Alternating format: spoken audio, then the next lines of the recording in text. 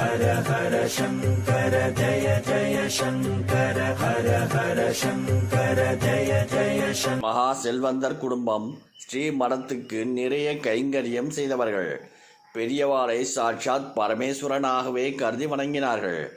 ஆனால் அந்த குடும்பத்தில் நிம்மதியில்லை. கஷ்டத்திற்கு மேல் கஷ்டம், அடுக்கடுக்காக துன்பாலை, அலை அலையாக இடையூறுகள்.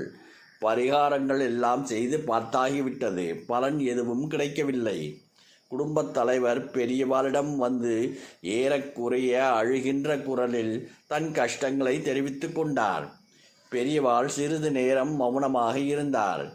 நான் ஏதாவது குற்றங்குறை சொன்னா தற்பா எடுத்துக்க மாட்டியே பெரியவா? அவர் தவித்தார். பெரியவா சொல்றது தான் எங்களுக்கு வேதவாக்கு. பெரியவா அனுகிரகத்துக்காக காத்து கொண்டிருக்கோம். உங்கள் ஊர் கோவிலில் வருடா வருடம் தேரோட்டம் நடக்கும். உன் குடும்பத்தவர்கள்தான் அதை நடத்தி கொண்டிருந்தார். உன் தகப்பனார் தேரோட்டத்தை நிறுத்திவிட்டார். செலவு அதிகம் என்பதோடு ஆள் படைகளை சேர்க்க முடியவில்லை என்று காரணம் காட்டினார். அடுத்த வருடத்திலிருந்து நான் பண்றேன்னு சொல்லுவேன்.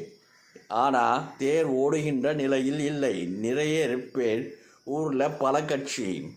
அப்படியானால் எங்களுக்கு விமோச்சனமே கிடையாதா என்று உள்ளூர அழுது கொண்டிருந்தார் செல்வந்தர்.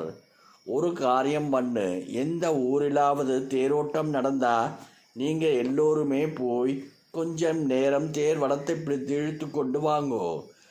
அதற்கு பின் சுற்று வட்டாரத்தில் எங்கேனும் தேர் திருவிழா என்றால் அந்த செல்வந்தர் குடும்பத்தை அங்கே பார்க்கலாம்.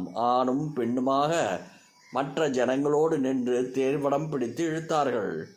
குடும்ப கஷ்டங்கள் தேர் சக்கரங்களின் அடியில் மாட்டிக்கொண்டு மண்ணோடு கலந்துவிட்டன.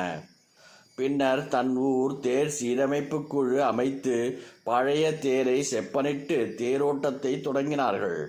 ஊர் மக்கள் அந்த தேர் இன்றும் ஓடிக்கொண்டிருக்கிறது.